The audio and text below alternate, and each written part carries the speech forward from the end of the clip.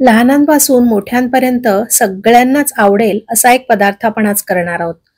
आपण आज बनवणार आहोत रव्याचे नगेट्स. अगदी घरात असलेल्या साहित्यापासून तयार होणारा असा हा चमचमीत पदार्थ आहे.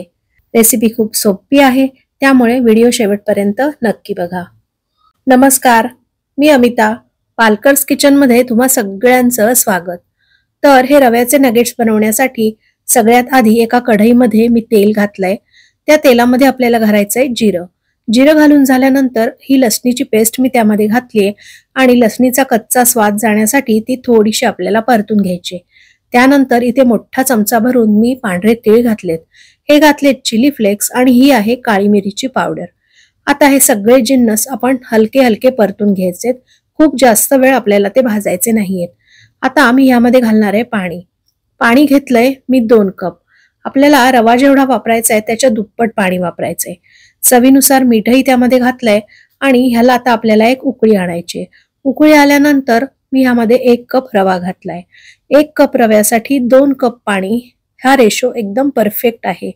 त्यामुळे हे जे आपण मिश्रण करतोय ते अगदी छान होणार आहे. हे मिश्रण करण्यासाठी मी रवा जो वापरलाय तो आपण नॉर्मल शिरा किंवा उपमा करण्यासाठी जो रवा वापरतो मीडियम साईजचा तोच वापरलेला आहे. बारीक रवा यासाठी वापरायचा नाहीये. आता हा रवा छानपैकी शिजलेला आहे. हे बघा, तुम्ही बघू शकताय. अगदी 5च मिनिटात अशा प्रकारे त्याचा गोळा तयार झालेला आहे. आपल्याला या रव्याचा अशा प्रकारे घट्ट गोळाच करायचा आहे. म्हणूनच रवा जेवढा घेतलाय त्याच्या दुप्पट पाणी मी घेतलंय. दुप्पट पाणी घेतलं की आपल्याला तो गोळा करायला खूप जास्त वेळ जात नाही. जर पाण्याचा वापर तुम्ही जास्त केलात तर ते आटवत बसण्यात तुमचा वेळ जाईल आणि असा गोळा पटकन होणार नाही. आपण एरवी तांदूळाच्या पिठाची वगैरे उकड काढतो त्या स्वरूपाची आपण रव्याची उकडच काढलेली आहे. हे बघा, मस्तपैकी हा रवा शिजलेला सुद्धा आहे. आता आपण हे मिश्रण थोडंसं गार करून घ्यायचंय. तोपर्यंत इथे मी 3 उकडलेले बटाटे घेतलेत आणि हे बटाटे आपल्याला आता स्मॅश करून घ्यायचेत. तुमच्याकडे पोटॅटो स्मॅशर असेल तर तुम्ही अशा प्रकारे स्मॅश करून घेऊ शकता. अदरवाईज तुम्ही किशणीने किसून घेतले तरी सुद्धा चालू शकतं. आपण 1 कप रवा घेतला होता, त्यासाठी छोट्या आकाराचे असे 3 बटाटे मी इथे वापरणार आहे आणि ते पूर्णपणे असे कुस्करून घेणार आहे. हे बघा, खूप पटकन ते कुस्करले गेलेत.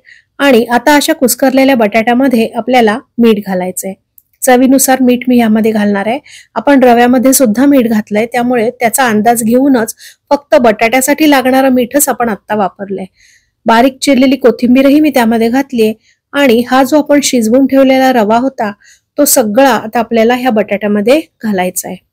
आता हे सगळं मिश्रण आपल्याला छानपैकी मिक्स करून घ्यायचंय आणि असं हाताने मळूनही घ्यायचंय.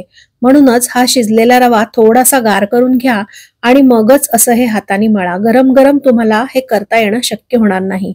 हे बघा, हे आता मस्तपैकी तयार झालेलं आहे. आणि आता या नगेट्सला क्रिस्पीनेस येण्यासाठी इथे मी पाववाटी पोह्याचं पीठ वापरणार आहे. आपण कांदे पोह्यासाठी जे पोहे वापरतो तेच पोहे मी मिक्सरला थोडेसे फिरवून घेतलेले आहेत आणि अशा प्रकारे पोह्याचं पीठ करून मी ह्यामध्ये मिक्स केलेलं आहे. त्यामुळे ह्या नगेट्सला मस्त कुरकुरीतपणा येतो. पोह्याच्या पिठाच्या ऐवजी तुम्ही तांदूळाचं पीठही वापरू शकता. आणि अजून एक पोह्याच्या पिठाचा फायदा म्हणजे पोहे हे सगळा ओलावा शोषून घेतात आणि ह्या गोळ्याला मस्तपैकी घट्टपणा येतो आणि आपल्याला नगेट्स वळायला सोपं जातं. आता हा गोळा तयार झालेला आहे. थोडंसं तेल मी त्यावर घातलंय आणि तेलाच्या हाताने पुन्हा एकदा हा गोळा सारखा करून घेणार आहे. हे बघा, खूप छान प्रकारे हा आता गोळा तयार झालेला आहे. आता आपल्याला ह्या पिठाचे नगेट्स करायचे. नगेट्स तुम्ही तुम्हाला हव्या त्या आकाराचे करू शकता, पण मी छोटे छोटे सिलेंड्रिकल शेपचे करणार आहे. आता आपल्याला ह्याचे नगेट्स करताना अशा प्रकारे मिश्रण पोलपाटावर घेऊन त्याचा एक रोल करून घ्यायचा आहे. मी छोटे आणि पातळ नगेट्स करतेय म्हणून मी अशा प्रकारे पातळ रोल त्याचा करून घेतलेला आहे. आणि आपण जशा पापडाच्या लाट्या करतो त्याप्रमाणे मी आता ह्या कापून घेणार आहे. हे बघा, अशा प्रकारे आपल्याला हव्या त्या आकारात ते रोल कापून घ्यायचे. आता हाताने थोडासा मी त्याला आकार देणार आहे. हे बघा, अशा प्रकारे सेम टू सेम नगेट्सचा आकार आपल्याला त्याला द्यायचा आहे.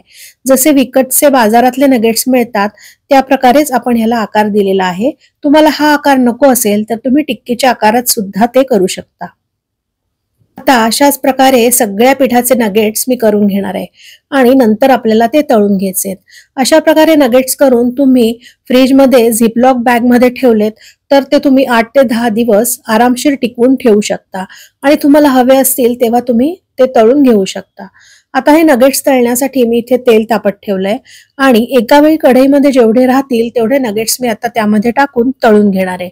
आपण त्यामध्ये रवा वापरलाय आणि थोडंसं पोह्याचं पीठ सुद्धा घातलंय, त्यामुळे ते मस्तपैकी कुरकुरीत होतात. हे नगेट्स तळताना आपल्याला गॅसची फ्लेम मीडियम टू हाय ठेवायचे, अगदी लो फ्लेमवर ते तळायचे नाहीयेत. तुम्ही बारीक गॅसवर ते तळलेत तर ते भयंकर तेल पितील आणि खायला अजिबात चांगले लागणार नाहीत. म्हणून मीडियम टू हाय फ्लेमवर हे तळून घ्यायचे, त्यामुळे हे जास्त तेलकट होत नाहीत आणि छोटा आकार असल्यामुळे ते आतपर्यंत सुद्धा तळले जातात. अशा प्रकारे झाऱ्याच्या साहाय्याने उलटत राहून सगळ्या बाजूनी त्याला सुंदर गोल्डन रंग येईपर्यंत आपल्याला ते तळून घ्यायचे. हे बघा, आता त्याला मस्त रंग आलेला आहे. तुम्ही बघू शकताय वरची त्याची लेअर खूपच सुंदर क्रिस्पी झालेली आहे. आता आपण ते टिश्यू पेपरवर काढून घेऊया, म्हणजे एक्सेस ऑइल सगळं टिश्यू पेपरला जाईल. आणि अशाच प्रकारे उरलेले सगळे नगेट्स मी आता तळून घेणार आहे. तुम्हाला एकाच वेळी ते सगळे तळायचे नसतील तर तुम्ही फ्रीजमध्ये सुद्धा स्टोअर करून ठेवू शकता. हे बघा, मस्त ते कुरकुरीत झालेले आहेत आणि अजिबात तेलकट नाहीयेत. आणि अशा प्रकारे वरून कुरकुरीत आणि आतून मस्त पोकळ असे हे रवा आणि बटाट्याचे नगेट्स खाण्यासाठी तयार आहेत. आहे ना मस्त रेसिपी. असे हे रवा बटाटा नगेट्स जर तुम्ही कधी करून बघितले नसतील तर एकदा तरी नक्की करून बघा. आणि हो, बनवल्यावर ते कसे झाले होते हे मला कमेंट करून सांगायला मात्र विसरू नका. या चॅनलवरचा पहिलाच व्हिडिओ जर तुम्ही बघितला असेल तर या चॅनलला लाईक, शेअर आणि सबस्क्राईब नक्की करा. आपण पुन्हा एकदा भेटूया अशाच एका मस्त व्हिडिओमध्ये. तोपर्यंत बाय बाय.